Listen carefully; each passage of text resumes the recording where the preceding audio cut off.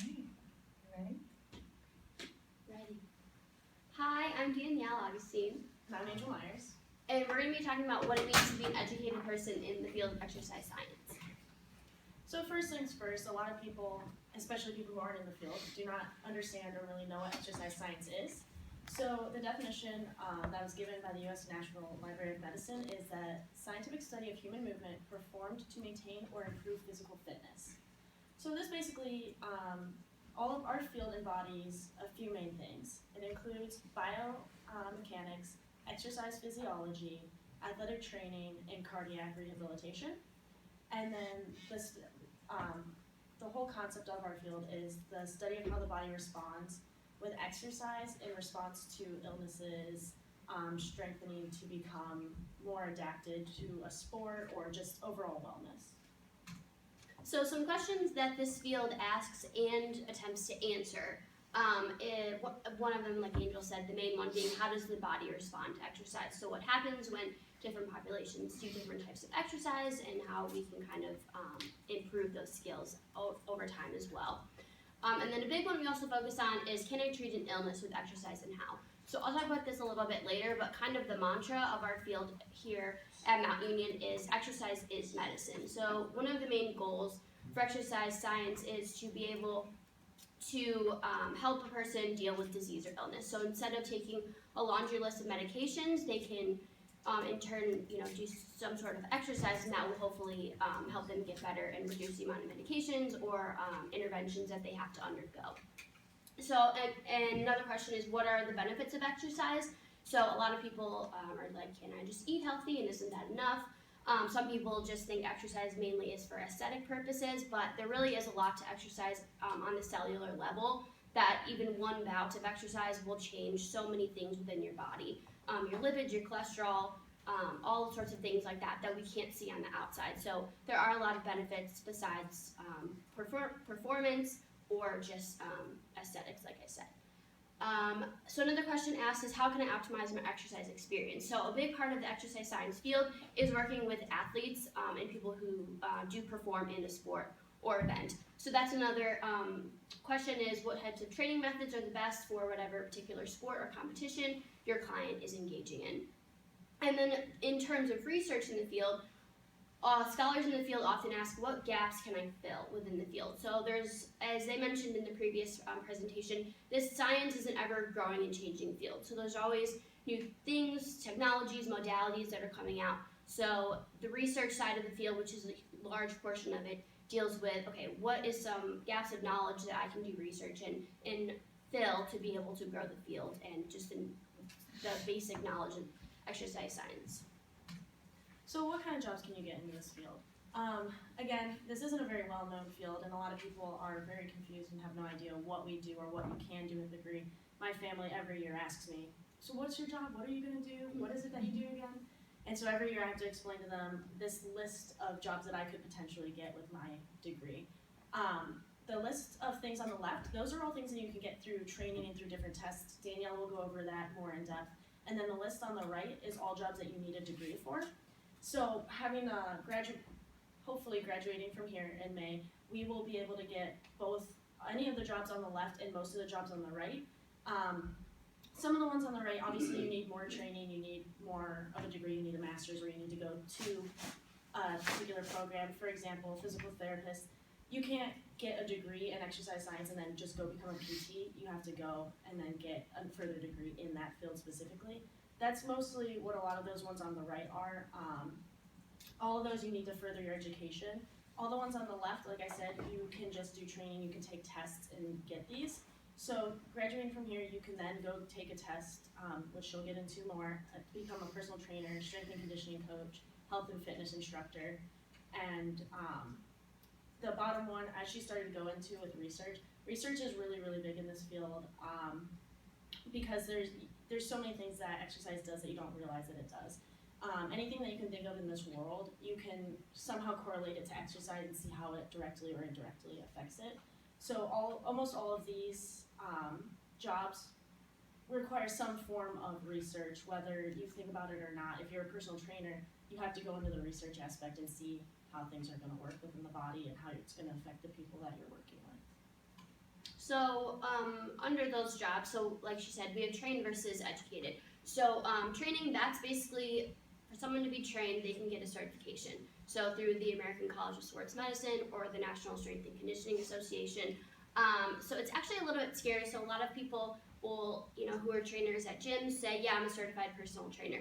The only requirements to be able to take the test to get that certification is 18 years of age, a CPR certification, and a legal U.S. citizen. So anybody could become a certified personal trainer. You just take the test and hopefully buy the book and study a little bit before you take the test.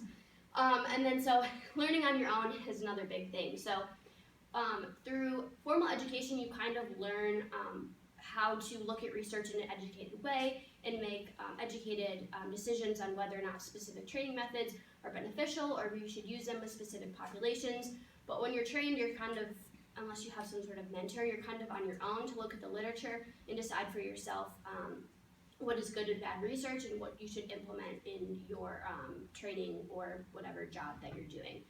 And the hands-on experience is in both columns, but it's more in the train side of it. You're doing things, but there's a lot of times you don't know the reason behind them. So you might be telling somebody to do cardio for 45 minutes because you know that burns that, but you don't really know the physiology behind it and why they should do that as opposed to another type of exercise. So on the educated side of it, most likely somebody will have a formal education, so a bachelor's degree, a master's, or a PhD. Hands-on experience, similar to how I said, but you just kind of know the physiology behind it. Specifically here, we have lectures, and then we have matching lab practicals. So you learn the why behind doing specific things, and then you actually get to do the hands-on experiencing, implementing what you've learned in lecture. And then publication is another huge thing going off of research. And that kind of goes to the second one as well. So continued publication and continued research and always kind of seeing what's new in the field and what you can help grow, help the field grow in. And then continuing education, so attending conferences and taking classes and continuing your research as well all makes for an educated person in the field. All right, and then the misconceptions about this field. As I stated before when I went over the different jobs that you can attain with this degree, or in this field, job confusion is huge. Like I said, every year, every holiday, I'm getting asked, what even is this? A lot of times people just think that you are strictly a personal trainer, you are just an athletic trainer, or that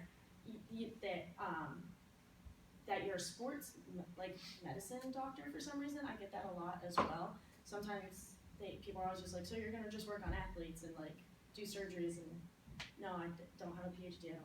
I can't get into that. And then the other thing that people are really confused about is what we do, what our duties are. So something that I'm a part of here at Mount Union is Healthy Campus, and what we do is we work with the faculty and staff, and we do different tests on them to help them understand where they are physiologically, how healthy they are. A lot of people don't understand that. A lot of people don't think that that's what we do, but a big part of this career, a big part of this field is knowing how to test subjects and then tell them where they're at with everybody else. And then the other thing that people are extremely confused about is they just assume that it's just all exercise and no science. I can't tell you the number of times I've had people just ask me if my classes are just lifting and then running, which it's not. There's an absurd amount of science. We go through at least 2 semesters of anatomy and physiology, 2 semesters of chemistry. Like she said, every single one of our classes, we have a lab mixed with it. So it's almost all science, hence the name exercise science. You think that people would understand that, but they don't, and that's okay. So the importance of exercise physiology, I kind of took the last question that was outlined on the syllabus and put it here. So what does this disciplinary perspective, and why is it important, and what does it contribute to basically the sum of everybody? So like I already touched on, exercise is medicine. So because of the rising disease rate in this country with obesity and heart disease and all of those good things, as that's growing within our country, exercise is a huge, huge, huge part of that. And like I said, to be able to lower someone's blood pressure just by exercising a couple of times a week instead of them having to take a hypertensive medicine, that's huge. To be able to take control of your own fitness and not have to put, your life in terms of medicine or surgeries or any type of hospital intervention to be able to take control of your own fitness. Exercise is a huge thing. So that's what our field stresses, is to be able to use exercise in a way that betters everybody's life. And just like with the presentation that went before ours, somebody said like diabetes will never be cured, and that's true for type 1, but I instantly thought of our field because we always talk about how with type 2 diabetes, you can reverse it with exercise, and a lot of people don't understand that, and a lot of people would rather take the easy way out and just take medicine, but a lot of people also don't understand that there's a whole practice about helping you with just exercise. Any questions?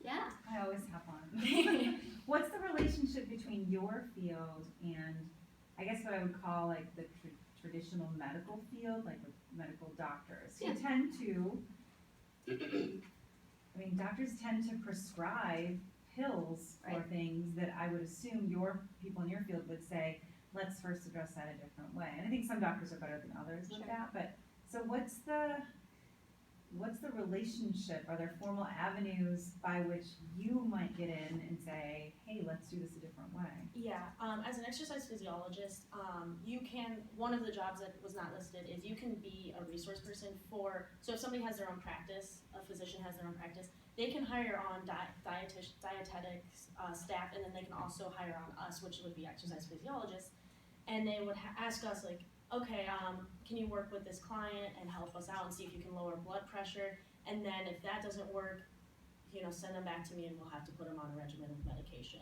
So some physicians do, if they have their own practice, they will hire us on and ask us for our input and ask us to see what we can do. Yeah. So that requires that doctor has to be forward thinking enough. Yeah, that's actually that. so. Last semester I attended the national conference for the National Exercise Physiology Association conference, and that was like the big main topic was bringing like people and accrediting the field more. So I would assume a lot of people in here assume people who are in exercise science are going on to physical therapy, and that is true. There are so many people who get their undergrad in exercise science or exercise physiology, but then take a different avenue. So I think it's really important, and this is what my plan is, to stay in this field, get my master's, get my PhD, and really grow the field of exercise physiology. So I feel like there needs to be more people that stay solely in this field to help it grow and reach out to other healthcare professionals that like, hey, we're here, like we can be super helpful, like they should use people from our field as a resource more often. What would be a reason a doctor wouldn't? I mean, does this go back to the pharmaceutical? Oh, Yeah, 100%. that's what I was going to say. Doctors get 100%. paid, right? Doctors Yeah. are given a lot of bonuses for prescribing Promoting certain Yeah. medications, to people. which exercise physiologists are not. Yeah, no, that's definitely, that will probably be always an ongoing battle. It's just the money with pharmaceutical corporations trying to push medicine on everybody. Yeah, we often get thrown into the category with acupuncturists and those kinds of Right, things. we're always like because- the chiropractors and and like the all exercise those physiologists, people. and it's like, but we're different. Yeah. So